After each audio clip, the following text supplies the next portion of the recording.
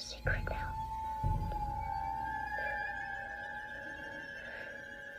I see dead people.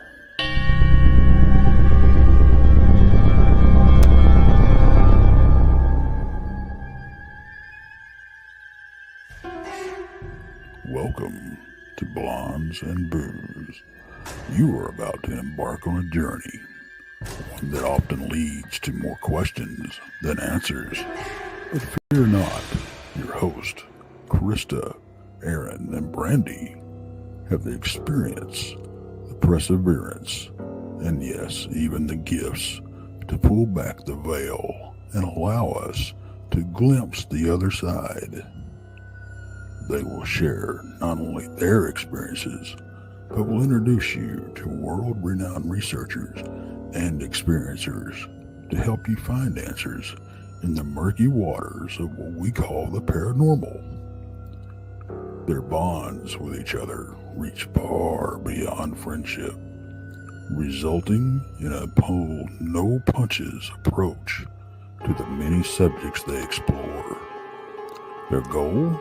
To open eyes, hearts, and even minds to what lies on the other side, and the answers residing there.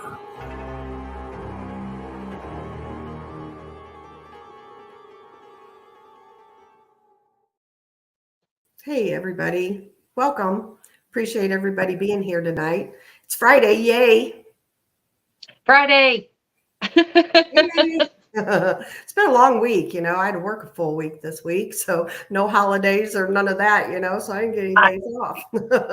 I know, it seemed to drag along, didn't it? I mean, it just like... Yeah, it sure seemed did. like it was never going to get over. Yep, I'm telling you, it was crazy. It's been a crazy week. It's been a fun week, though. We've had a good week, though, Yes. Yeah. So we got a lot coming up, guys, and let's just get started with it, Brandi. Here, yes, I'll put up the first one, and I'll let you do the talking. You look at the picture, and you can tell them about it. Look at the picture and start talking. Okay. Yeah. We'll just start with this one. Oh yes, absolutely. This is the Lone Star Paracon. This is going to be in Schertz, Texas. This is actually going to be next month. It is on the 27th of January. It's going to be super, super exciting because for me, it's not only like a Paracon, it's like a cryptid Paracon, because we have Lyle Blackburn and, other people there. I mean, it's just going to be like everything all wrapped into one. So I'm really super, super excited about it, I mean, it's going to be a long trip for us, but yeah, I'm pretty stoked about meeting Thomas Winterton. That's that's who I'm really excited about. Yes. And it's just amazing. It's amazing, and Jason Hawes is going to be there. And I met him. He's a nice guy though. Right. And Richard Estep, which is he's a friend of ours. Which is one of our friends. And then Shane Pittman. And it's going to be just a fantastic place to go. So if you're anywhere around Schertz, Texas, which is now down near San Antonio, come see us. We'll be there. Yep. And the next one, there you go. Okay. Well, we have some upcoming events this coming year. I can barely see this. I don't have my glasses on. So you'll have to excuse me. It looks like Saturday, May 18th, we're going to be at Ashmore Estates. This is going to be fun because we're going to have like a little bitty conference beforehand. Then we're going to provide dinner for you. And then we're going to go.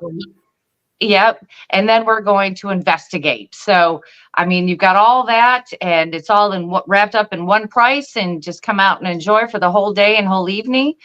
Of course, on Saturday, July 19th, we're going to be back at Malvern Manor. And again, we're going to have dinner for you, and then we're going to investigate. I think we decided taco bar that night. Yeah, we did. So that sounds good to me. Actually, I'm hungry right now. So it's all sounding really good. And then Saturday, October 19th, we're going to be back at the Ray County Museum. And again, we're going to have like a Paranormal 101, a Cryptid 101. We're going to have dinner, and then we're going to investigate. You can buy tickets separately for just the 101 part of it, that portion. And then you can buy a separate ticket for, the dinner and the investigation, or you can just wrap it all up and buy all in one. So you have many choices out there next year to come visit, come ghost hunting, come check out some really cool people and have a great time. Yep. And last but not least, we can't forget that one. Right. Absolutely. This is going to be happening on June 8th. This is in Alabama. This is the Alabama Bigfoot Conference happening in Anniston at the Anniston Performing Arts Center. We've kept the tickets really low to make it affordable for everybody to come. We have some great speakers. We have, of course, Barton Nunnelly. We have Daryl Denton. We have Jason McLean, Greg Ogles, Martin Groves, and we have Bigfoot Michigan Rob. Woo! We're making him come with us this time. So if you haven't met him, just come on down to Anniston, Alabama and check it out. For any information or tickets for sale, you can go to BamaBigfootConference.com. There you go. And last but not least, remind everybody. We got another one this week. We got another one? No, not another one. Whew, thank goodness. Woo. But just to let everybody know who is a member, tomorrow at 12 noon, we are holding a members only question and answer session, BS session, whatever you want to call it. So if you just want to stop by and chat, we're going to be here at 12 p.m. Central Time. Yep. So for all members, you can check in and come talk with us then. Yep. And then want to remind them what to watch this week, and then we'll just bring Marianne up. Oh, we got one more. Jesus, this is a busy week. Okay, so on Sunday at 2 p.m. Central, we have Michael Christopher, the evidential medium. He's going to be on live doing readings. That, again, is at 2 p.m. Central. So if you just want to come listen, or if you want to maybe get a reading, come on by at 2 p.m. on Sunday. Yeah. Awesome. Now the channel lineup so we can get to Marianne. I want to get to Marianne. Okay, so last thing, and then we're going to get to Marianne. All right, on Mondays at 7 p.m. Central is Texas Front Porch with Tex and myself. On Tuesday at 8 p.m. Central, it's Brunch with Bigfoot Michigan Rob. On Wednesdays at 7 p.m. Central, it's Donnie Cho Says Stuff. At 8 p.m., it is Barton Nunnelly with the Inhumanoids. Don't forget to tune in, watch, and subscribe to all the channels I'm mentioning here. On Thursday at 12 p.m. Central, it is Brunch with Bigfoot Michigan Rob and his co-host Tex. That is 12 p.m. Central. On Thursday evening, of course, it's Blondes and Booze at 8 p.m. Central. On Friday, it's Blondes and Booze at 8 p.m. Central, but we add a little bit of woo. And on Saturday at 2 p.m. Central, Tex and Daniel Devo released their newest episode of Infamous Minds. And a big shout out to Midwest Night Watchers and Piercing the Veil. They come on at 6 p.m. Central. So I think that's it. Donnie Cho. I said Donnie Cho. Oh, you did? Okay, I guess I wasn't paying attention. No, I think I got them all. I mean, woo. Good deal. Quite the lineup. We got something for you every day of the week. Every day of the week. Pretty much, because, this week we're doing 6 shows. Yes. You and I. So, yes, we're doing 6 shows this week. So, like I said, we're, I guess we shouldn't take any more time off. Just right. Don't. We don't have time for that. All right, let's just bring Marianne up and let's get to rolling. Oh, thank you, War Criminal. Yeah, thank you, War. We'll see you next weekend, mister. Yeah. We are. Yeah. Hey, all right. Marianne, we gotcha. Thought I was going to run out of air. This weekend. Take a breath. It's going to run out of air. Yeah. Brandy's a little winded today after that talk. I know. Yeah. Woo! So we have right. Well, thank you. I'm glad to be here. Yeah. And yes. You have a lot of stuff going on. You like Bigfoot everything. I'm trying. Yeah. And you're succeeding. I'm trying. You want to kind of give everybody a brief bio about yourself and then we'll just go from there. Sure. So I've lived in Southwest Missouri my whole life. and didn't know for a long time Bigfoot was here. I was one of those people that thought it was a West Coast thing. Uh-huh. And I've always been fascinated with it, would watch everything, read books, whatever. Mm-hmm. And one day I found out the BFRO did expeditions in Missouri. Came home and I told my husband, I said, let's go. And he said, what? We're going to do what? Right. He said, look, he said, I'll go camp. You can go hunt for Bigfoot. So we went, and I had no idea. My son was like, Mother, you're going in the woods with 30 people you don't know, and just giving me a hard time about it. But we had a blast. And that was where I had a sighting the very first time we went out, and I was hooked, and I've been hooked ever since. Do you want to talk about that sighting? Sure, we can talk about it. That was in 2019, and we've been on multiple expeditions since then. I've become a member of the BFRO since then. I have started the Ozark Mountain Bigfoot Conference. Mm-hmm. Last year was our second year. And now currently I am leading the BFRO expeditions in the state of Missouri. Awesome. So yes, I'm hooked. Just a little bit. Just a little bit. But that first sighting I had no idea, how any of that worked. And basically, we rolled in, we set up camp, had dinner. They split up into groups and we went out, and we had been out for a while that evening, multiple places, just checking things out. And finally it's midnight or so. We walked down an old logging road, and the gentleman that was leading said, hey, let's just sit down in here and listen. It was a full moon too. I mean, you could see, you didn't need a headlamp, you could see. Mm-hmm. And we all just sat down. There's about 10 of us. And 2 or 3 of the gentlemen kept talking about who was sitting by this bush, because we were kind of not really in a circle, kind of more of an oblong. And they kept talking about it, and they kept counting, and there was 11 instead of 10. And about this point, they jump up, and at this point there was something sitting with us, and it rolls over a berm and takes off. At this point, everybody's standing up, looking in that direction. And my husband's on one side, and this younger girl was standing next to me. And you could hear something behind us. And all I can liken it to is like something, how you'll stand and slap your leg, hollering at your dog or something. Okay. It sounded like this, but just on a larger scale. Sure. And a little girl looked at me. Her eyes were huge, and I kind of acknowledged, yeah, I hear that too. And I turned around and was watching, and I could see it step out from behind the tree. Now, there wasn't any detail. It was just a very large, dark figure that stepped out. And it was like, look at me, don't look at what ran off from you all. Look at me, wanted us to pay attention. At that point, my husband said something to the expedition leader to come over there, and I'm pointing out, telling him what I'm seeing, what's going on, and about that time, to the left of that, there was another one moving around. Now you couldn't see that one, but you could hear it. And it was like, they didn't have any problem for us to know they were there. Mm-hmm. At that time, the leader of the expedition thought it would be better if we just went ahead and, left the woods.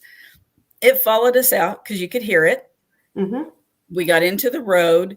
And as we walked up the road, one of the other groups that we were with there was a person standing in the road, and they were therming. And they said, hey, you left somebody down there at the bottom of the road. And of course they're counting, and they're like, no, we didn't. They're like, yeah, they're standing down there in the road. So when we got up there and they were looking at it, one of the gentlemen walked back down there. There's nothing there. So they were therming him and compared it to the therm that they got before, and the one before was considerably larger. So it had walked out into the road and stood there and watched us walk back up the road. Right. And then we went back the next day to look at the area, and my husband found a track in a mud hole. Now you couldn't, Wow. it was full of water, so we couldn't cast it, but we got pictures of it. And the area that we went into, it was really funny. When you stood up on the berm and looked at it, there was no saplings. It was like this very large area that was all matted down. If you turned around and looked the other direction, there was saplings everywhere. So I think we walked into the area where they slept. Right. Wow. You know? So after that night, yeah, I was hooked. Yeah. I can only imagine. Yeah, I guess. Your first night, you know, I mean, that's Right. That's First time you amazing. go out. Yeah, exactly. yeah, That that's is enough to amazing. get someone hooked. I would agree with you on that. But yeah. Well, and then the next night we were out and we were, of course, sitting in the woods again. And my husband and I are kind of right together, and we're a little bit off from everybody else. And 3 little lights pop up because I'm sitting on the ground and he's standing next to me and he looks at me and I just nodded because there's 3 lights right at my feet that are about the size of ping pong balls. Wow. Just floating around, right in front of us. And, he's like looking at me like, you're seeing this too, right? And I'm like, Yeah. Yeah, I see those too. And, I know what you mean about the lights, as does Brandi. We saw that, and I see War Criminals in chat, and so is Cryptidville. We were all together, and we were at the LBL, and we saw the lights, the orbs. Oh, yeah. So well, I get and exactly what you're saying. We were in Kentucky. Yeah, Kentucky. And there was a group of us. And we had split into 2 groups, walked down a trail. We'd all met back up and we're standing at the end of the trail talking before we turned around and came back. And we see this light coming down the trail. And it looked just like, somebody's headlamp. And so we kept waiting for him to get to us. Mm-hmm.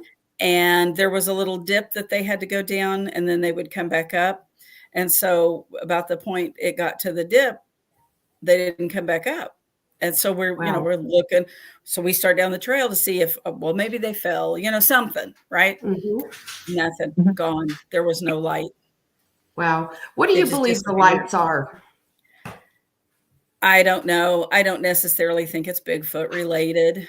I think, because a lot of people, you're in the woods and this has happened. Well, you could be in the woods doing anything. You don't have to be Bigfoot hunting.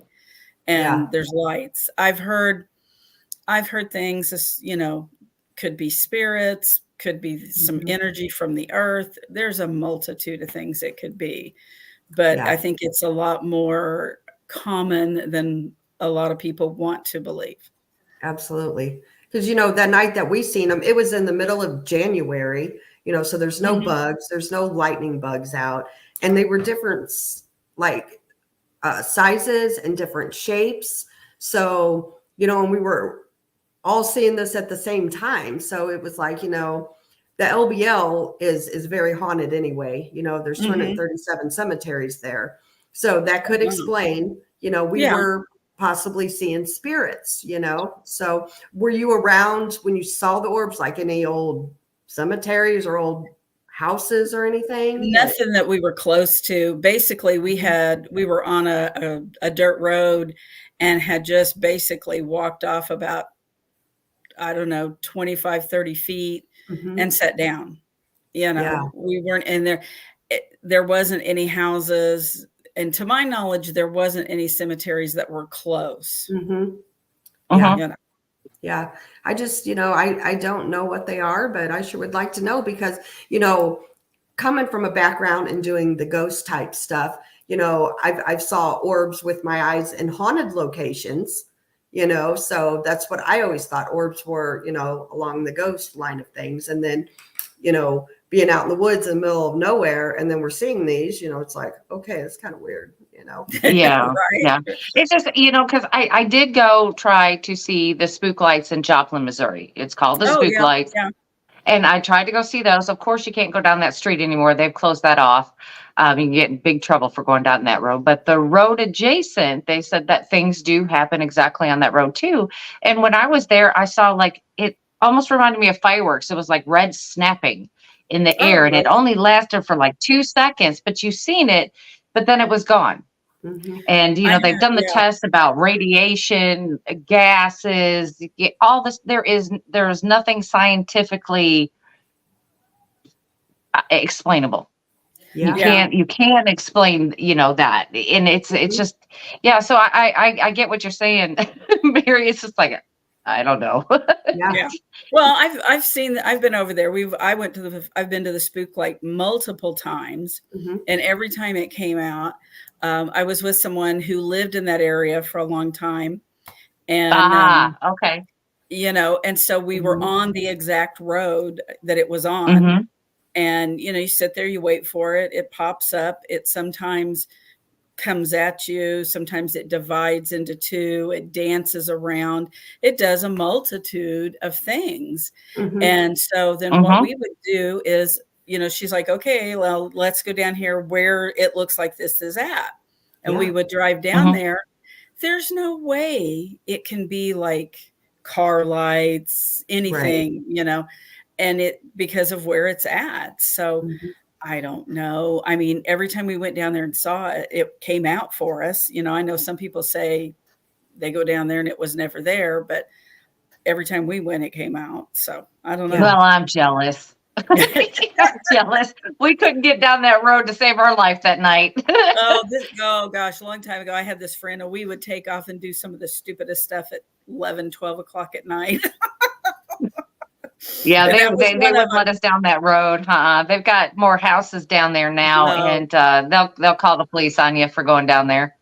So, but I'm jealous that you got to go down there and actually see it. Oh yeah. I mean, I saw early 90s. Early 90s. Wow. Early So that 90s. I guess it's been, the spook lights have been around for a long time then, huh? Mm-hmm. I don't know that much about it. Yeah. I think it's been around since late 1800s, maybe earlier. Oh, wow. Yeah. Our friend, we have a good friend, David Glidden, and he's done a documentary on the spook lights. So that was kind of cool. I've watched that. That's about as much as I know. Well, Brandi. Well, he's the one that took me over there. So Right. Well, Brandi, when you were leaving there, tell Marianne what happened. Yeah. Well, I was coming through and we're on a dirt road and we're coming through and I come around this corner and, there was like 4 cars ahead of me and they were dusting me out real bad. So I'm like, okay, I can't see. I got to slow down. I got to wait. So I slowed down really slow and I'm in this really dense area of trees. And it, nothing can get through these, nothing. It was just so dense through there. And all of a sudden I heard 2 steps and then I heard a big tree branch, like just come down right out of the tree. So I'm thinking, possibly bear and all of this other kind of stuff. And I'm like, wait a minute, there hasn't been a bear spotted in Joplin in over 4 or 5 years. So I'm like, oh, okay. And then I'm thinking, if that's cattle, somebody's going to be mad that their cow got in there because they're not going to get them out. And then I'm thinking, they probably have that blocked off because they don't want their cattle in it. So I don't know what it was, but I was sitting there and I rolled down my window because I had it down a little bit and I rolled it all the way down. And then I'm thinking, what am I, stupid? I'm just sitting here in my car all by myself out here in the middle of nowhere. I don't think so. So I just started driving on. I didn't investigate any further. That was it. But I mean, David Glidden said there's also, Bigfoot sightings up in there also. So I thought, well, it's possible. It's possible. I'm not, when in doubt, throw it out. That's what I say. But it was just weird. Yeah. So. Yeah. And I know that's more on your side of things over there in Missouri. That's your side. So, I mean, everything that's going on in there. Everything. I don't know about that, but we'll just say pretty close. Well, yeah. Southern Missouri, people don't realize this, but it's a hot spot for Bigfoot. Mm-hmm. There's just all kinds of sightings, and they're not always all on the BFRO site either. Mm-hmm. There's a lot of people that just don't get on there and talk about it. And then there are small areas where like these not rural communities, but, where people are moving out and they've got the neighborhoods basically down a road, right? Mm-hmm. And, they all talk about hearing it at night. They hear it, they don't necessarily see it, but they're not out telling everybody about it. So Right. it's like, they're all over the place here and people just don't realize it. Mm-hmm. And it's like, there's some areas that are so thick around here. It's not a problem for them to move through that.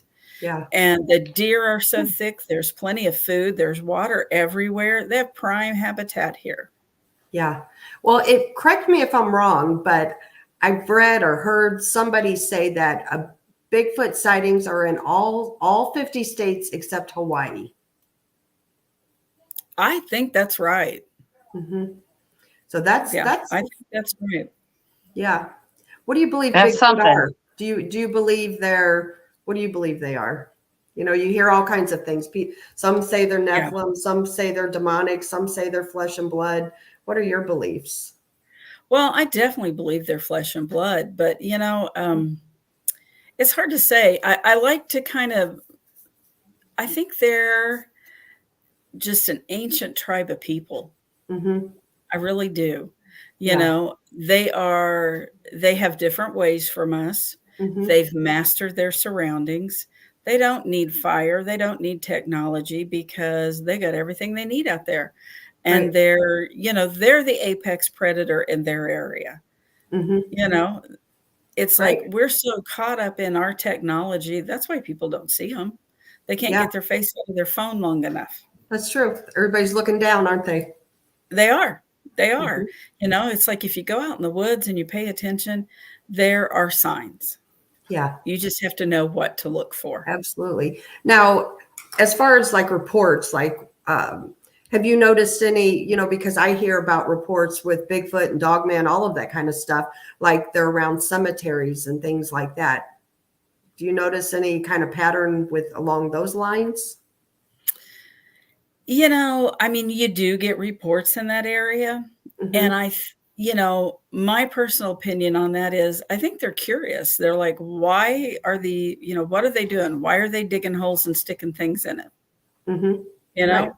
Right. I think it's a curiosity more than anything else of why we do what we do at a cemetery. Right. Because, we dig a hole, we put a big stone on it, and we come back every so often and we stick flowers on it. Mm-hmm. So, I'm sure that they wonder what we're doing. So they stick around there and they, and then as, the ghost hunting gets more prevalent, then you've got people out there at night in the cemeteries ghost hunting. So there's a lot of activity in those areas for them to watch. Right. I think we're their entertainment part of the time, they're like, look at these little hairless apes. What are they doing? Right. Right. Yeah. I know, what happened at your conference. To me, there was nothing woo about that. There was no light seen. There was nothing like that seen. Right. And thank you, Shade Viking. You rock. Thank you. However, it's like, once again, you see the orbs when you're out in some locations. So, I don't know. Honestly, I don't know what they are. I don't know.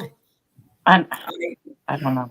We were at the LBL here a couple weeks ago, and we were at one cemetery, and it was supposedly somebody was up there and they saw a dog man come out of a grave.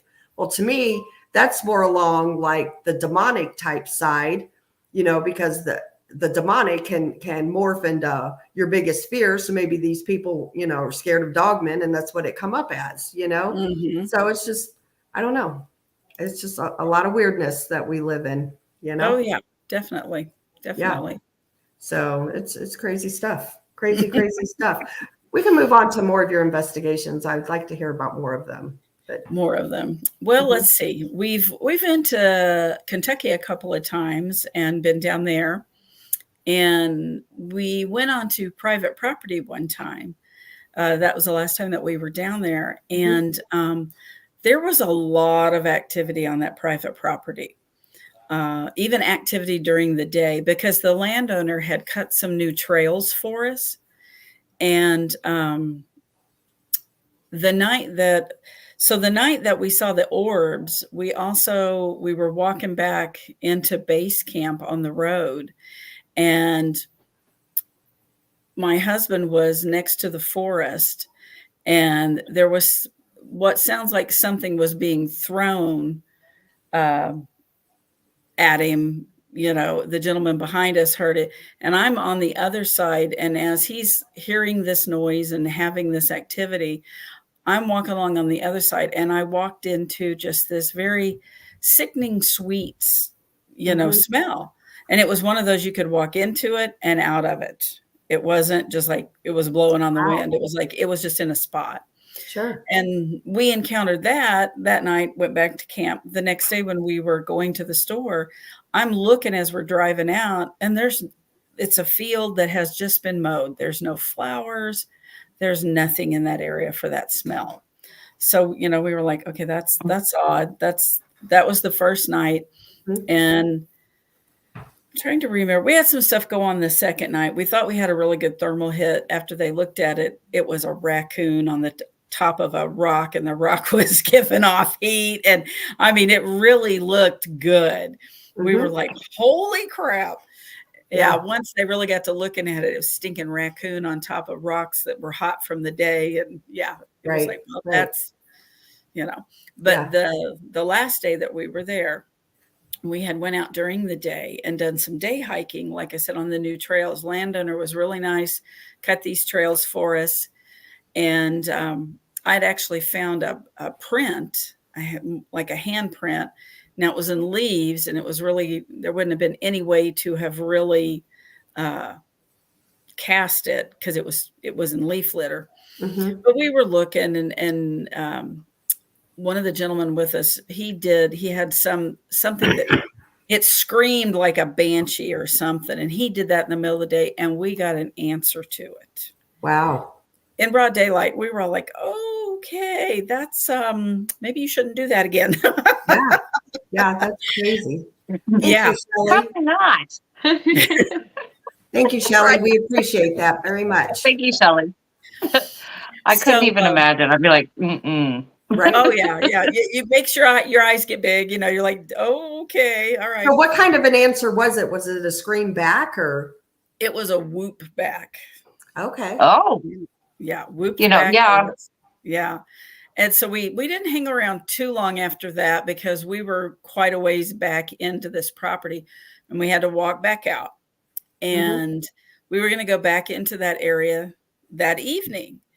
And my husband was like, I don't feel good. I don't think it's a good idea that I'm back there. I said, okay, we'll just stay at base camp. No big deal. Yeah. So I think there were 6 gentlemen that took off and went back down this trail. Mm-hmm. And there was a large log over the trail you had to climb over during the day. And they got to that log, and there was a large stick shoved in the ground on the other side of the log that had not been there during the day. Wow. And they all went, okay, we're not going any farther. Yeah. And one of the gentlemen tried to pull that up, and he said it was jammed in there so hard it was all he could do to get it out. Right. So at that point, they decide they're not going to go any farther. Mm-hmm. And they're sitting around talking about it, and something starts to growl at them. Yeah.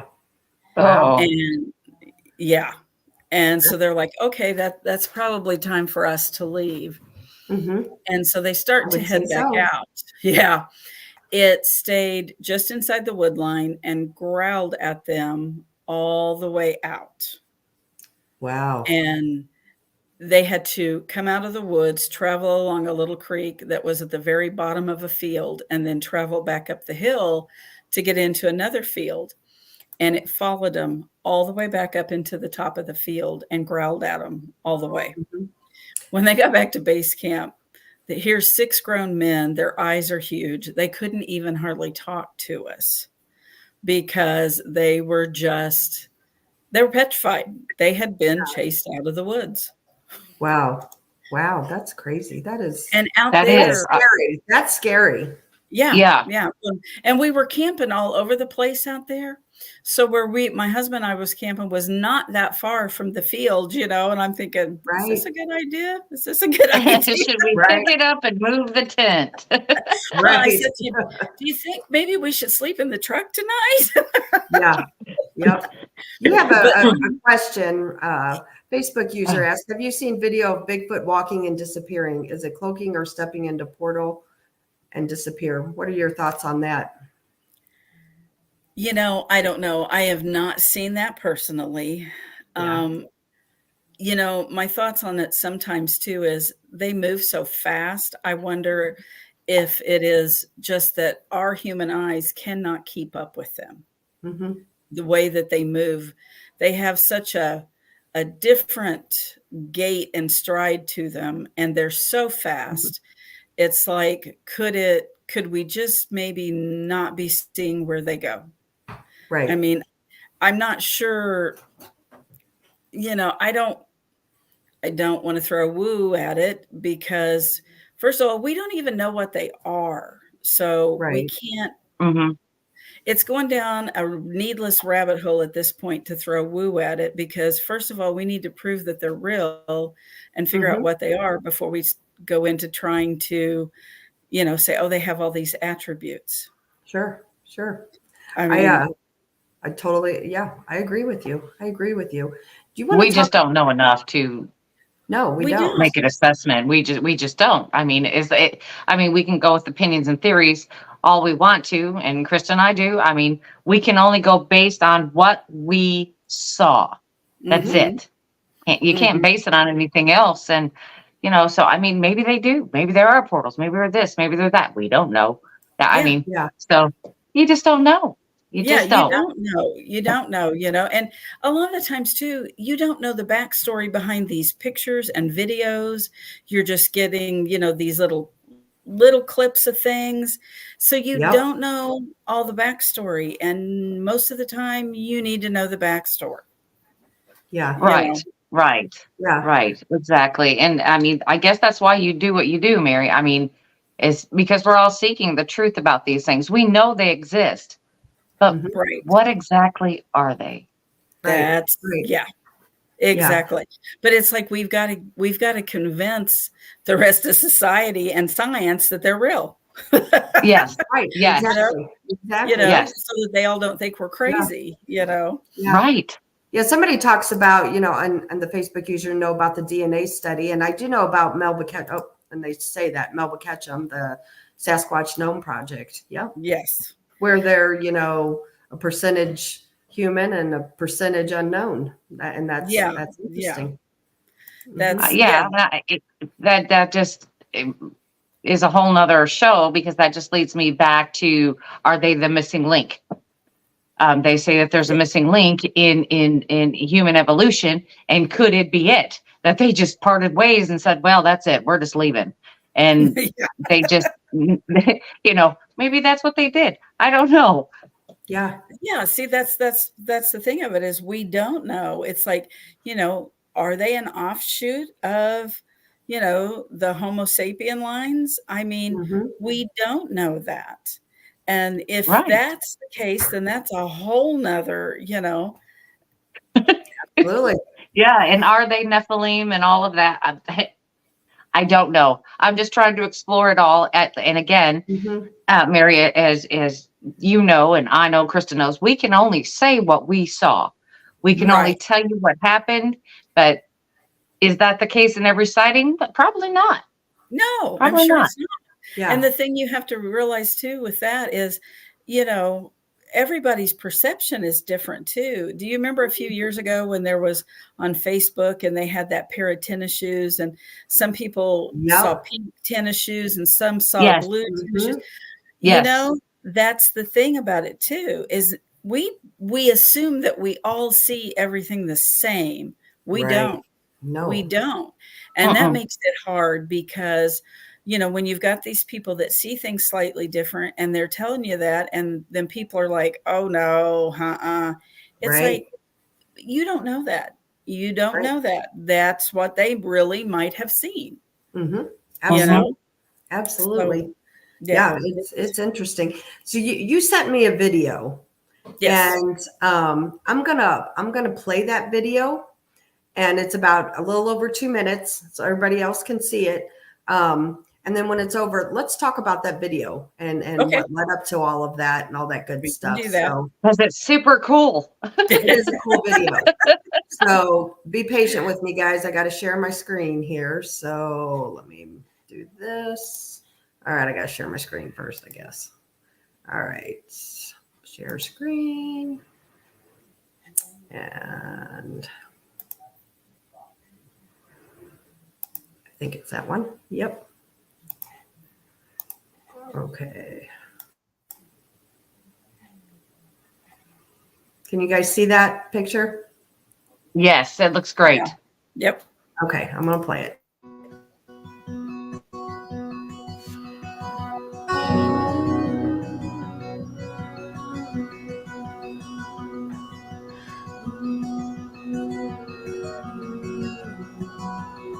That is just beautiful.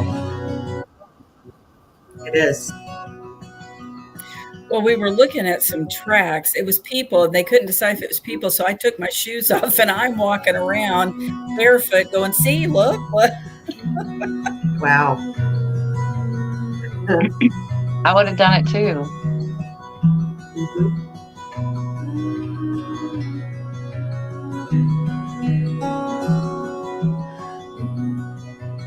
Wow. Wow.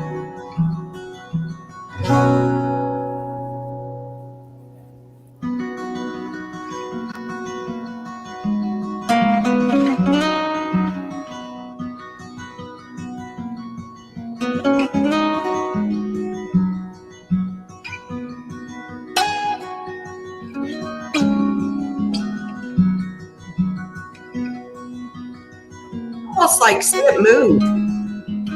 Yeah. Yeah.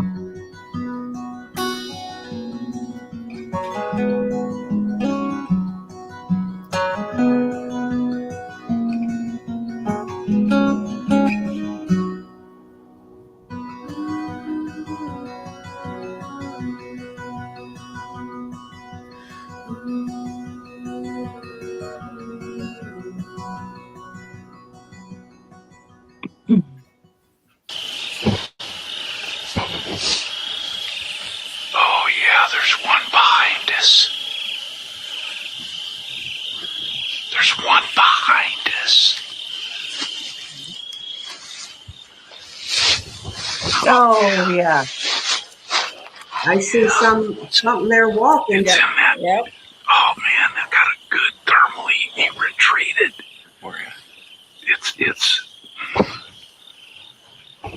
If you can see where there's a line of tree. I saw his head and shoulders. Oh, yeah, and yeah.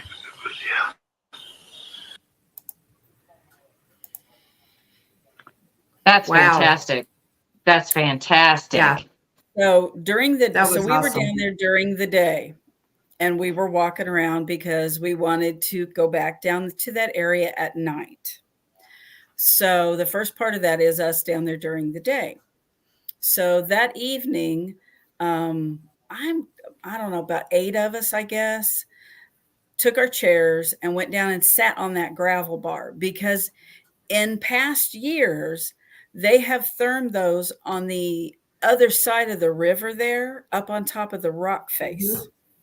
They Wow. have found them sitting up there watching them when they're down below. Mm-hmm. So that was our whole plan. We lined up on the gravel bar in our chairs. People had their therms, their night vision, whatever. And we were sitting there, and we had been down there about an hour when one of the gentlemen, the one that had the therm, he stood up and turned around behind us and started therming and got that. Wow. Got that. So What time of the night was this? Midnight. Okay. Yeah, something like that. Maybe 11:30, somewhere in there.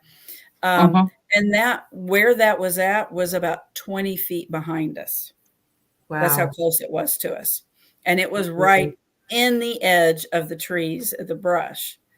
And so the next day we went back and I climbed in there because I was going to see if I could find some tracks or anything. And the only thing that I could find was there was an area there because there's this little broadleaf ground cover. And there was an area of that had a fine covering of sand. And it was like a 2-foot circle. So it was like the sand off the gravel bar was up there in that area and only on a small amount of the leaves, like it had fallen off something when it was there. Mm-hmm. So Wow. I never did find tracks. There was some, some of the broken, like cattails, that kind of stuff in there, but no tracks. So wow, that's whatever pretty that amazing. was, it got close So to how us. many nights were you out there? 3. And what night was this? That was Saturday night. So that would have been like your second night or third night, or no, our third night. Yeah, our third night. Our last night we were there. That's what we got. So which is what I find interesting. I guess my point being is like, maybe same thing. I believe what happened at your conference, like everybody was being watched. So then it, you know what I'm saying? Like those few days feeling you all out and. Yeah. Well, and we've known in the past that they're in that area there. So, it's like a lot of times we'll go back to areas where we've had stuff happen in the past. And that's one of those areas, we've had stuff happen. Yeah. And so, yeah, they, I think, and it's an area, of the river where people float all the time. And, there's like that evening, 4 guys did a remote camp right there. Now, the rest of the evening, they didn't have anything go on. But as quietly as that one came in on us, they could have been messing around all evening with those guys camping there, and they probably would have never known it. Right. Because that thing came in on us. Nobody heard anything because we weren't talking. We're all just stretched out in our chairs, watch it. Because there was a meteor show going on too. And we were sitting there watching that and Thurman the other side of the hill. And so what are your thoughts on maybe, I don't know, just the fact that, like you said, maybe they were like coming in and coming up to those guys and being quiet or I don't know. It's great footage, I think they're very inquisitive, and they just want to come see what you're doing a lot of the time, because it's not normal for us to be out there. And so they're just coming to check it out, it's like, absolutely. They check it out and they go on about their business if you're not that interesting. Yeah. I mean, we've got a campground in that same area that we've stayed at multiple years. And there was a gentleman that was, he was a longtime resident in the campground. And he would tell us about like going out and grilling steaks at night. And he could see him standing in the edge of the woods while he was out there grilling. Right. Wow. So, they're all over the place. Yeah, and it takes that. I was going to say that's a great video, and it honestly, that video shows really how beautiful Missouri is. Oh yeah, yeah, yeah. It does. It does. Yeah. I mean, you don't think it is. I'm going to take that back. My side of the state's kind of ugly. I'm just going to take that. Flat. Right. Well, right. We're over here in the hills, and and you get down on the rivers, and it's beautiful because you've got those sheer rock faces and caves and all kinds of stuff. So it is really pretty here, and sometimes you forget how pretty it is because you're in it all the time. Absolutely. Yeah. Do you think they like live in caves and things like that? I heard someone talk about this. It was Randy Harrington, and he was talking about, he said, now let's think about this. He said, how much sense would it make for an animal to run into a cave and hide when there's no way out. He said, if they're as intelligent as we think they are, they know there's no way out. And if we're out in the woods looking for them, you know, all it's going to take is for somebody to go in that cave one time and find them. They're never going to do that again. Right. So I don't think they hide in caves. Maybe they use them occasionally, but I don't think that's where they're at all the time. Yeah. Or maybe, you know, to get out of the weather, if it's, you know, maybe extremely windy and cold, or, you know, if it's wet, snow, something like that, maybe, you know, that might be more of, you know, but just to use them all the time, I don't think so. Yeah. Yeah. That's interesting. I don't know. It's just, you know, there's so many cave systems, and, you know, and you hear so many different things, you know, there aren't any experts in any of this paranormal type stuff, you know, but there's so many theories out there that do make sense. You know, it's like, well, yeah, that could be true too. And then, you know, you hear about something, oh, that makes sense too, you know, so I guess it's well, just, you know, they're the hide and seek champions of the world. You know what I mean? They are. You know. Absolutely. So I personally don't think that they live in the tunnel systems. I think they may use it as a way to get somewhere faster or undetected or something like that. But I don't think they live in them. I don't. They don't. They really don't have to. Yeah. No, they're equipped to take on, you know, the temperature. So yeah, exactly. You know, that's their environment. They're you know, they have evolved to live in that environment. Yeah. So, you know, caves aren't necessarily a necessity to them. Right. Absolutely. You know what? We are coming up to the 52-minute mark, Brandi. You know what that means? I know what that means. But after the break, we're going to talk about my encounter and where it happened.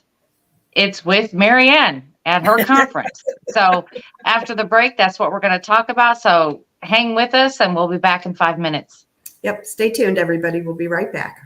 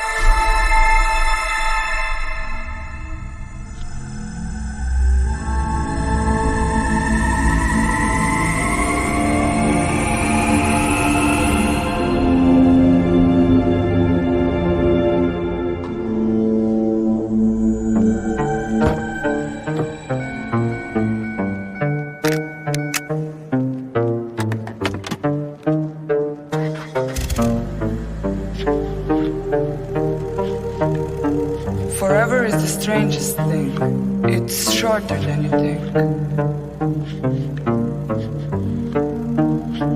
No think.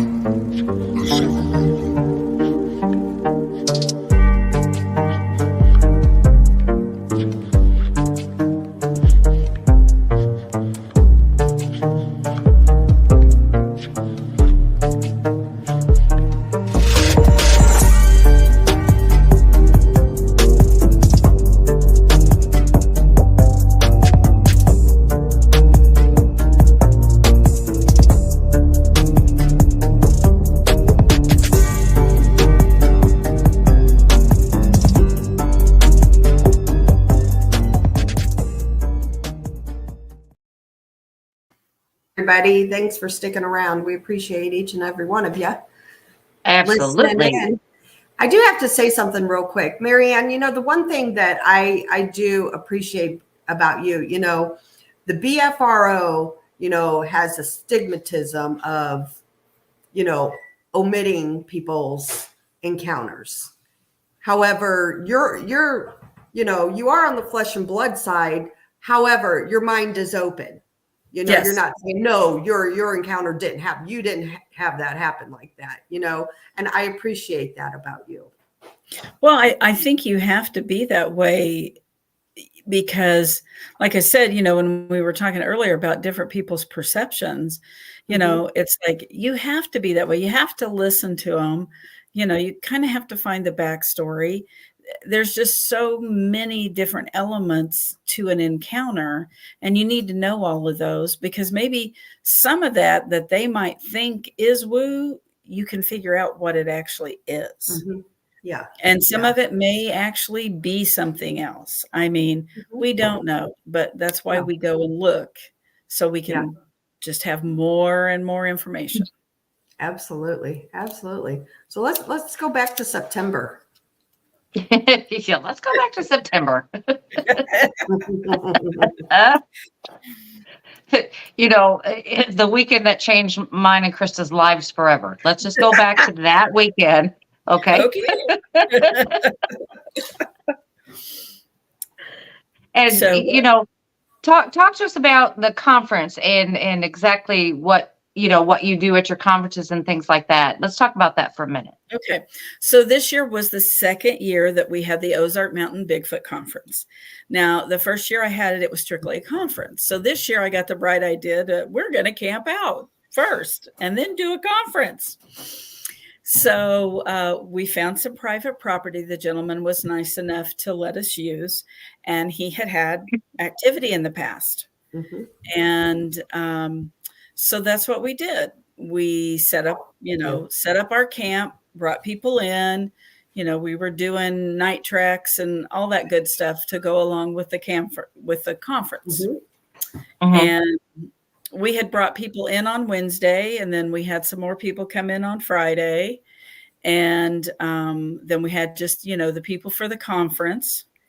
And then Saturday night, when all our tired butts are, living through the storm. Right. That tore down quite a storm. The cook tin. Oh, yeah. All that good stuff. Yeah. Then that's when apparently we had a visitor who made his way all the way around our campsite. Yeah. Yes, absolutely. Absolutely. And we have to mention that this storm took out almost everything in the middle of camp. If you're along the tree line, you survived some. Anybody in the middle did not.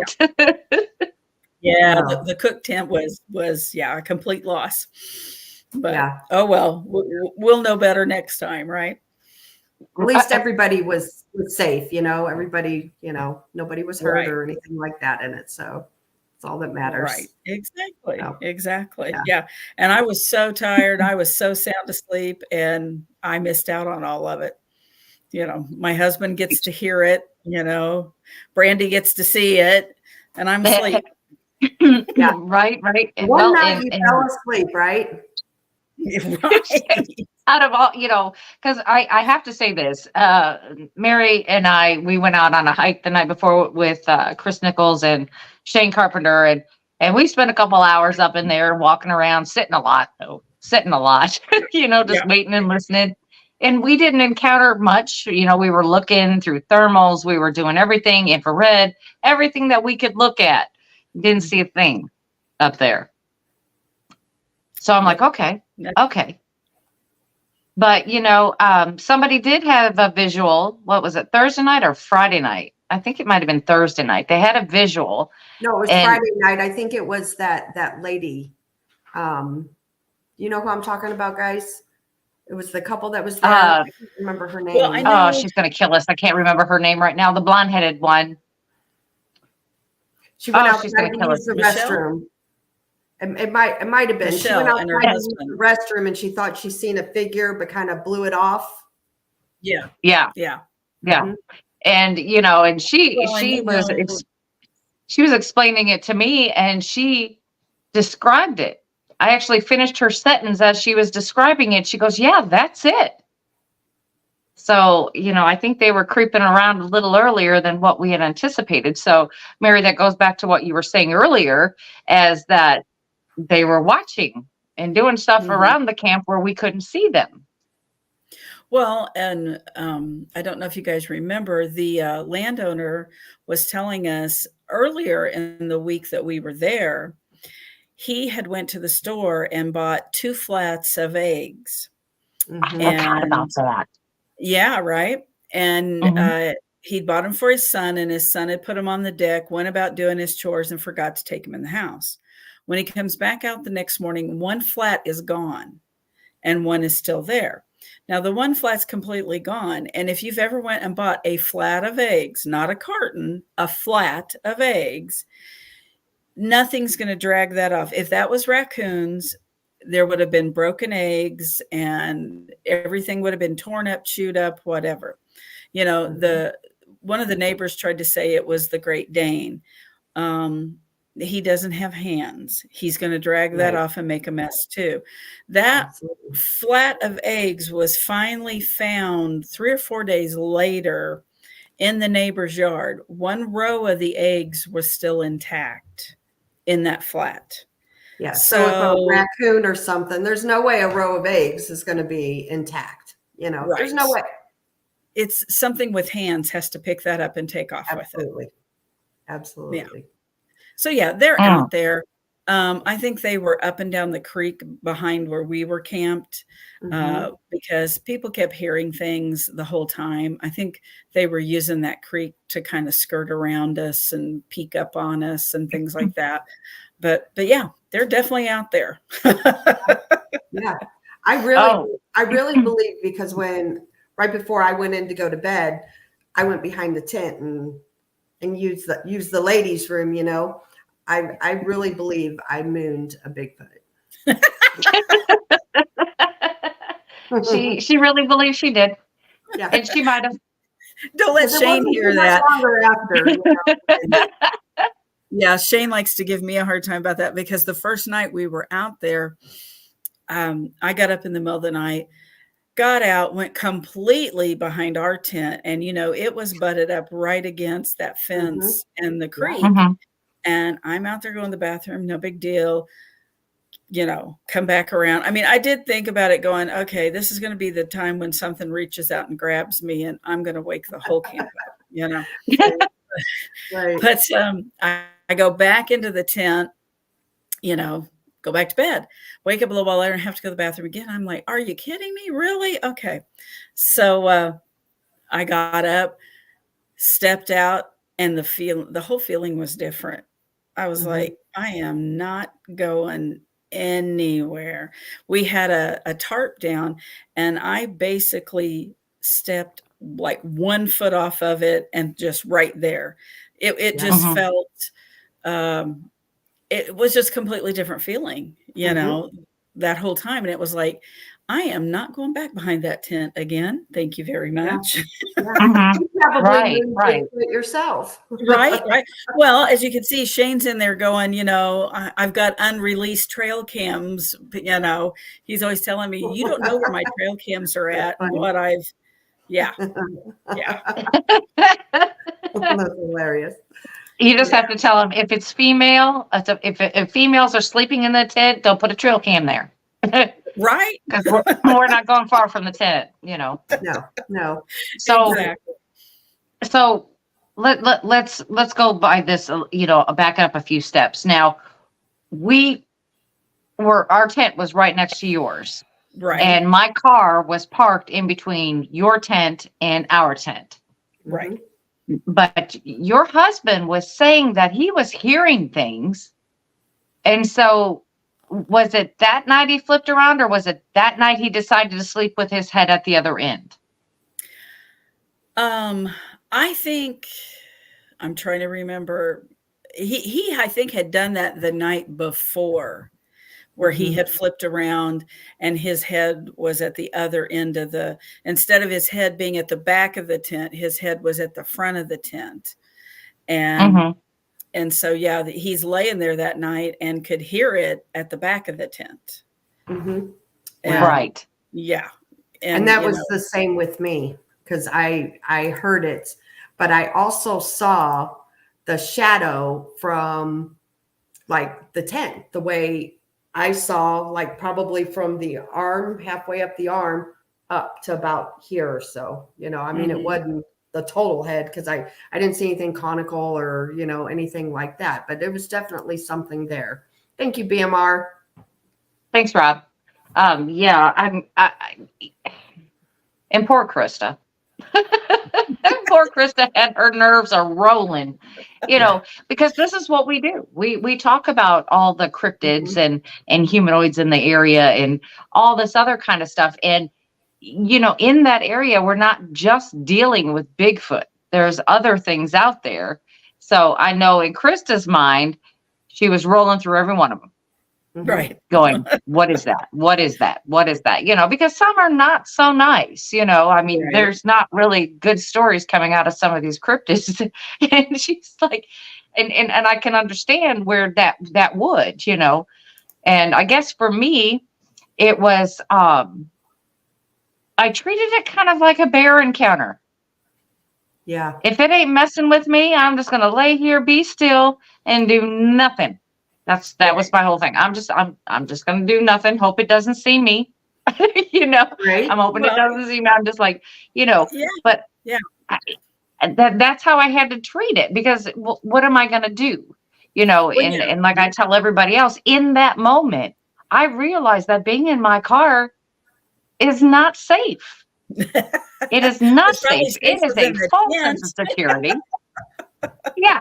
It's like, and like I tell everybody else, that thing could have ripped me out of my car, had me off in the woods before anybody could get the zipper down on their tent and figured out what happened.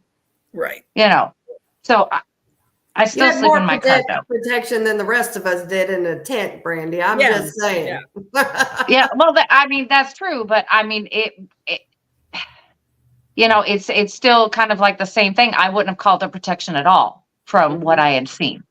You know, I wouldn't have called that protection whatsoever. No, I just wouldn't have. And the thing is the reason why mostly I did not make a fuss about it, you know, because if I thought that it were being aggressive and it were showing some type of movement or something, I was trying to read the body, the language, and how it was moving, but it was just shifting, like it was confusion, you know, it was just kind of shifting back and forth behind the tent. And I'm like, I wonder if Mary hears that. Hey, real quick, Brandi, I want to interrupt you. Everybody that's asking questions, just to let you know, I am starring them. And so towards the end of the show, we will get your questions answered. I promise. Yeah, we just have a little bit longer. We'll get them questions answered. But, you know, and that's all I'm thinking about, because I see it right there. You know, and I thought if I thought that it was showing some type of aggression or showed anything like that, you know, anything like that, I would have turned on my car, lights, horn, everything would have went off, you know, everything would have went off. But my thought was, hey, I see it. I hope it doesn't see me. So I'm just going to lay here and I'm going to be quiet. Yeah. You know, because I mean, it really wasn't fear, but it's just kind of like, it changes your whole thinking process on everything, because I had seen something from a distance, you know, I've seen it from a distance, but that was less than 20 feet. Yeah. That was less than 20 feet from where I was sitting. Yeah. So it wasn't fear and panic. It was just, I was in awe, and it changed me forever right then. It was just done. Yep. Because you see something at a distance, and you can question yourself for the rest of your life about that one particular sighting. But when it's 20 foot from you, there's no question. Your whole life changes, Yeah. And again, we use it all the time. I went from, a believer to a knower, like a true knower at that point. Exactly. And it was just, it was fantastic. I wouldn't have traded that weekend for nothing. I promise you. That was the best conference camp out I have ever been to in my life. I was just going to say that. And then on top of it, you're making it hard because I got to outdo it next year. I got faith in you. I bet you can do it. I bet you can. Yep. I don't know exactly where you're going to hold it, but you can't beat that experience. I mean, the whole day, all of Saturday was fantastic with the speakers and everything. I know we were all a little bit smelly, but it is what it is. Yeah. And, I mean, it was just fantastic.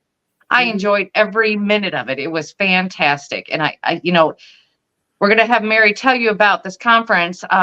They don't have anything in stone right yet until they get the details laid out after the first of the year, and then you can buy tickets and go to this thing. But I recommend it to everybody. I do. Absolutely. You can't beat it. You can't. No. It was just a fantastic event. It was a good time. Okay, I'm done. All right.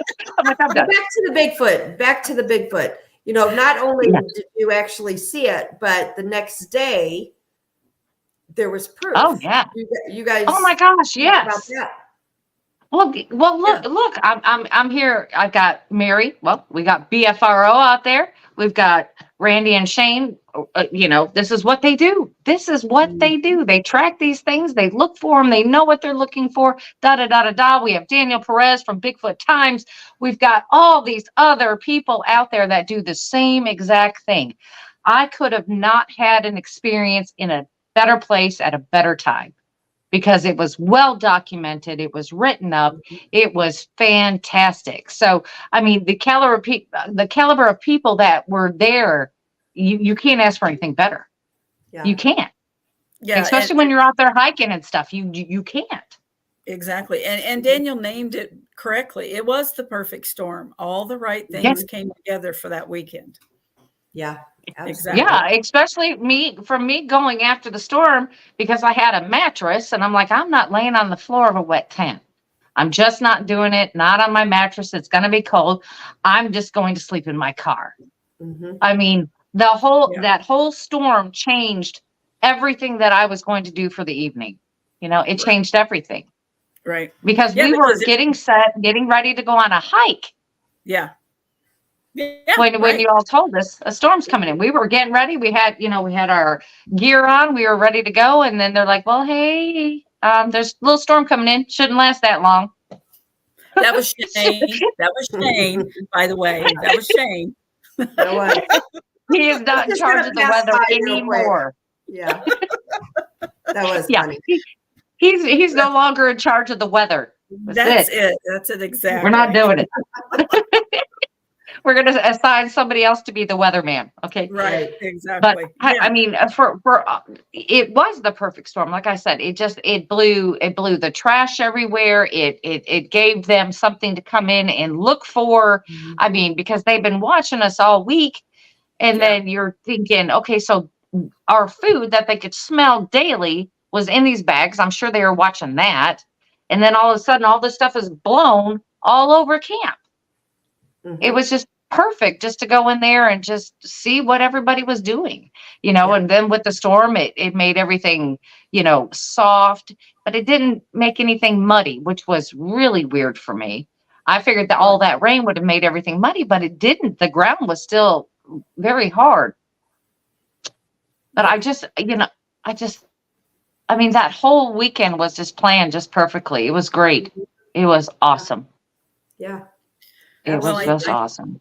I think the difference that we will do next year is we're going to do the conference first. I learned a lot. I about ran myself into the ground that week, but I've learned. So I think this year we will do the conference first and then go camping afterwards. Yep. You know? I just think it might work a little bit better that way. But we're going to do we're going to have a conference and a camp out again. Nobody does that, and, Right. No, and not, they don't. yeah, they just don't do that. Usually a conference is at some big hotel, and it's like, how much better can you get, than being out in the woods, boots on the ground looking for this thing? Because, oh my gosh, we had one come right into camp. I mean, that's the perfect scenario. Right. And honestly, after that, you would have thought that, all the animals, all the critters would have been bedding down, because that was a pretty rough storm. So, yeah. And then the water started running in the creek bed and everything, and it started running down, and you could hear that. But I know before that, when we went, after it rained and before we had gone to bed, I was standing there by the fence near the creek bed, and I heard something weird snapping branches down through there. And I'm like, that's kind of weird. But I'm like, I don't know. I don't know. So we just kind of shrugged it off, never thinking that, because we'd been out there and it was pretty quiet. For us, it was pretty quiet. We came in on Friday, and I mean, it was pretty quiet. Yeah. And then all of a sudden, bam, there it is. I was like, well, and surprise. Right. And I think what they were doing, they'd been watching us, and I think they were waiting until, 3 in the morning or something, when everybody is actually in their tent and finally asleep. And then they were, cruising the and the time exactly that it was around our tent was 3:12. Marty had looked at the time. Yeah. So 3:12. Yeah. I think my husband said when he was hearing sounds, it was like 3:15, 3:16, something, and that's the other thing that's really great about that is everybody had presence of mind that night, that when something happened, they looked at their phone or their watch, and we were able to document where it was at. And it all fell into the timeline. The timeline worked out to where that thing was, running around the edge of the camp area, because everybody's experiences of what they were hearing, what they experienced, all fell into that timeline. So that was perfect. Yeah, it was like, because you were, there were several tents out there along that creek bed. And, it was like everybody, their time that they looked, and it just all played the part, it just all fell into the puzzle, Yeah. Yeah. I was the only one, I think, that didn't look at the clock. That was because I didn't want any light whatsoever. None. Right. Like, no light. Thank you very much. We're done. Because I still don't know if, because, we had walked around my car several times during the previous days, that we couldn't tell if anything else walked through there, but it still makes me wonder, because I heard somebody out there walking around, and I'm thinking maybe it was looking in the car, and then I heard the taps on the car, and I figured it was just raindrops, until I figured out the trees weren't even close enough and the wind wasn't blowing. So that wasn't raindrops. Don't know what it was, but it was just taps. But, and it just always, it makes me want to do, to get out there again, to investigate more, to find more truths in what we're looking for. I mean, because nobody has all the answers. Nobody has them.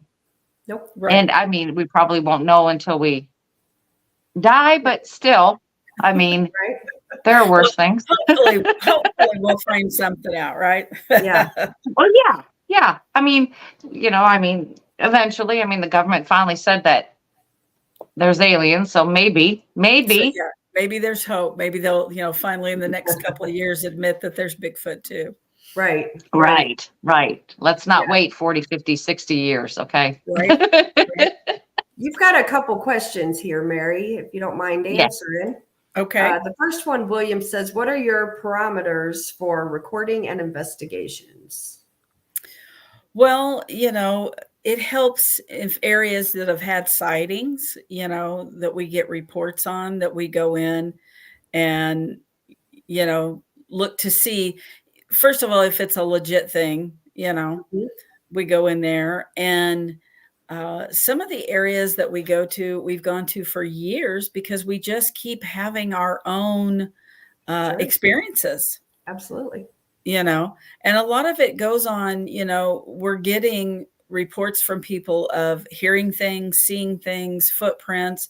So, you act on those things and work from Mhm. that. Yep, absolutely. Thank you, Matt. We appreciate that. Next question. Let me get to it here. Henry asked, on that camp, did anyone put food up in trees? Not to my knowledge. Mm-hmm. I don't believe anybody put food in the trees. There were recorders out. But on Saturday night, when all that happened, there was nothing out because everybody was tired. Everybody had brought everything in. So there wasn't anything out anywhere on that night. I know the night that, I was camping down there with you, I did leave out a can of Pringles, but Pringles has that. That's right. You know what I mean? She did. Yeah. And that wasn't on purpose. We don't like any animals out there, Yeah, it was sitting right out in front of the tent. Right.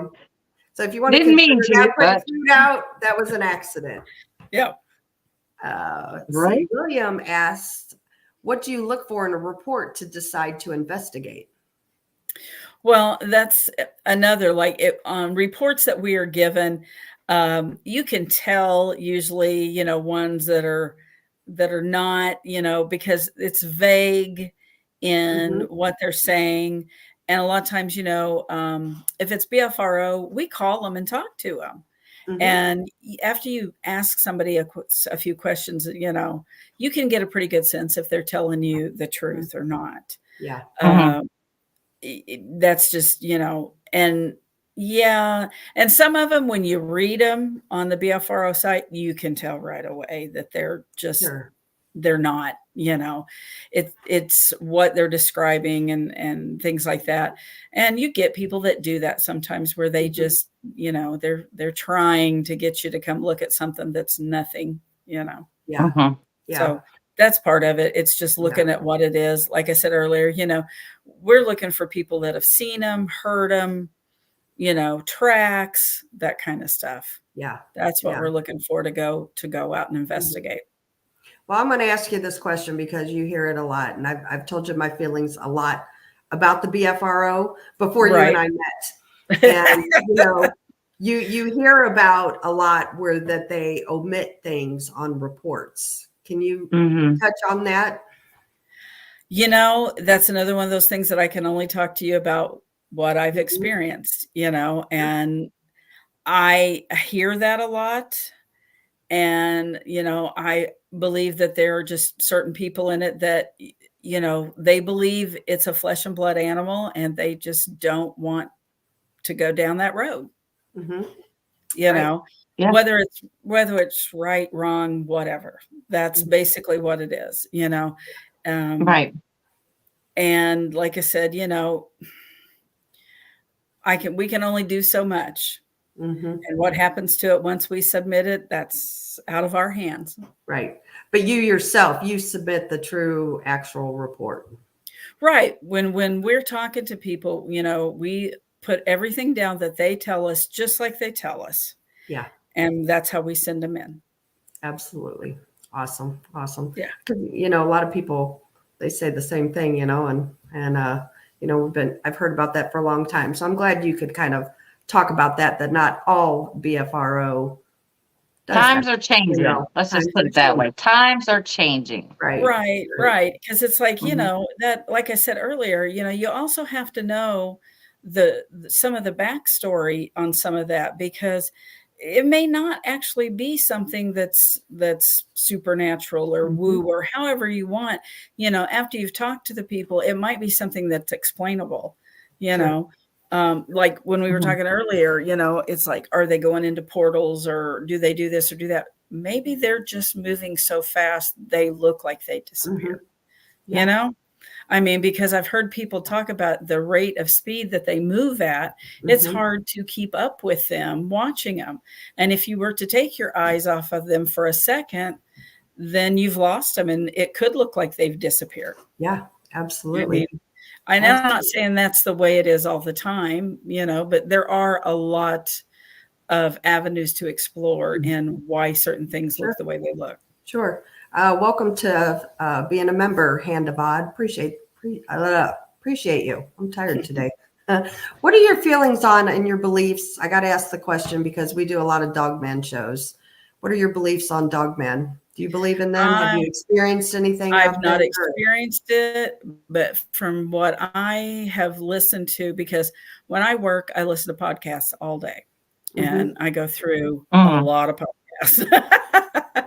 So as far as Dogman goes, I think it's strictly paranormal.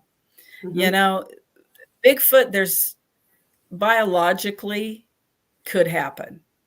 Biologically, Dogman's, that's a real reach. That would have to be some really funky DNA mixing there. So, personally, I think it's paranormal. Awesome. Good deal. Okay. You got a couple more questions here. Mickey asks, so has anyone on the panel seen Momo in your state? Oh, I'm sure they have. And probably in the areas where we have been, that's probably what they call him. They call him Momo or the Blue Man. So yeah, that's. Yeah, I believe that's what Momo is just a Bigfoot, just the Missouri name for. Yeah. It's just a Missouri monster is what Momo stands for. And it's just a Bigfoot. Yeah. And then Mike A asks, Mary, have you ever been in a situation where it got too crazy and you had to bail? No, we have not yet. We haven't ever had a situation that has seemed like it was aggressive, and I think part of that is how you go into the woods. I mean, I hear a lot of aggressive stories, and I think also when you hear those aggressive stories, you're not getting the whole backstory of maybe what happened, or maybe these people, there are things that they didn't realize were, what do I want to say? They were ignoring things, not knowingly, right? Not knowingly, but there were things that they were ignoring, and it just caused the situation to escalate. I think if you go out there and you are aware of your surroundings and you're not out there just, beating and banging on things and making a big commotion and doing that kind of stuff. If you're respectful about what you're doing, and, I think that you get a better result when you do that. Yeah. And I believe it's about, we talk about it all the time, your intention. Yes. If you're going out there, you're looking, I'm going to kill this thing and, whatever. Right. It's like we don't want to do that. We just want to see them, we just want to see them. Yep, absolutely. We're in the same boat. We don't want to kill anything out there, and right. We just want to know more. Same thing we all want to know, Exactly. Yeah. Do you want to talk about your events you have coming up next year? I know we can go more into your conference, but I know with the BFRO, and then you have your own private stuff you're doing too. Yes. So April the 18th through the 21st is a spring expedition with the BFRO here in the state of Missouri. If you're interested in that, you have to go on to the BFRO site and sign up through that. We also are going to have a fall expedition with the BFRO, but we're not able to release that date till after the spring one is done. I'd like to do a couple of private ones this year. I don't have the dates or anything. Those will, when we do that, it will come up on the Ozark Mountain Bigfoot Conference page. There'll be information there for that. And then in September, again this year, we will be holding the conference again. And we're also going to be doing a camp out with that. And, we'll have our speakers, and hopefully they'll go camp out with us too this year, like they did last year. Awesome. Mhm. Do you have any speakers lined up yet for next year? I'm working on that. Mhm. As we're talking, I Awesome. like trying to stay like with people from Missouri for right now, Mhm. Sure. because there are a Yeah. lot of people here in Missouri, and I've got my eye on a couple, to see how Absolutely. things kind of pan out with them over the next few months. And, Yeah. if we can bring a big name in, sure, we'll do that. But sticking with the local people that are boots on the ground has Mhm. worked well for us. Yep, that's awesome. And just let everybody know, I dropped Marianne's Facebook group in chat, and please go and like her Facebook page. And if you're anywhere near around Missouri, Oklahoma, any of those surrounding states, Arkansas, any of them, Texas isn't even really that far, I highly recommend her conference. 110%. It's a good one. It's it was educational. It was fun. You put on a great conference. Well, thank you. You truly did. Thank you. You truly did. And Well, and that's the whole part of it is, trying to educate people so that they come out of there learning something. It's not just the same people talking about the same thing all the time. It's we want to teach, educate, people, so that, if they have an experience, they know how to deal with it, or that they can come and share their experience. Yep. Well, Mike A asked, Mary, what would be your number one bucket list investigation? Oh, wow. I don't know. Maybe in Washington, out there in the Pacific Northwest, that might be pretty cool. I like Alaska. That's true too, but you get up there and you got to worry about the grizzlies eating you. True story. Yeah. Sure. I wouldn't want no part of that. No, I don't think so. No. And if I'd go to Alaska, I'd want to be at least like in a cabin or something. I don't think I'd want to sleep in a tent in Alaska. Oh, no. Yeah, that would definitely be a cabin. Yeah. Right. For sure. Well, this has been fun. I appreciate you coming on and doing this. Oh, You are I a appreciate wealth you guys of having me. information, and I believe you truly care about these creatures and wanting to educate not only yourself but others. That's the whole mission. Yes. Educate and share.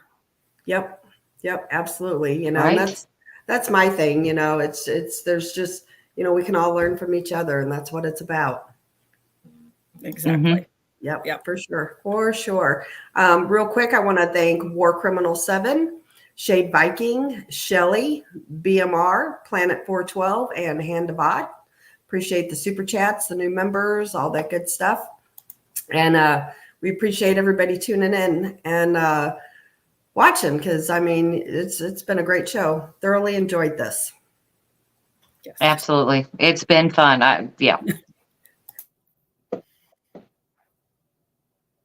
She's got a coughing fit. Hang on. You're gonna have to talk. I was just like, hang on. There's a little break. You're gonna have to She's talk. coughing. Hang on.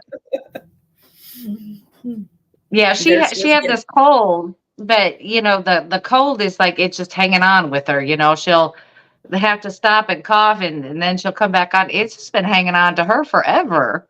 I'm like, I don't even know what's going on. It's like right now, all of this rain, and it's cold out there, and I'm like, I'm just staying inside.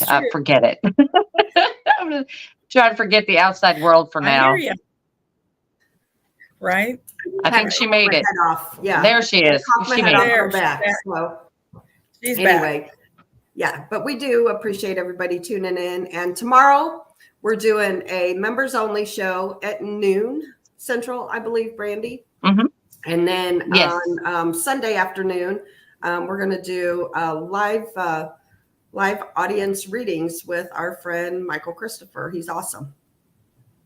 Yep. So tune in for all of That's going to be fun. That's fun. We haven't done anything with him in a while. It'll be fun. It's long overdue. Mm-hmm. For sure. All right. And like I said, appreciate everybody, and we'll see you guys tomorrow. And thank you once again, Marianne. Oh, thank Thank you so much. Thanks. You guys all have a good night. Bye-bye. You too. Bye, Bye-bye. everybody.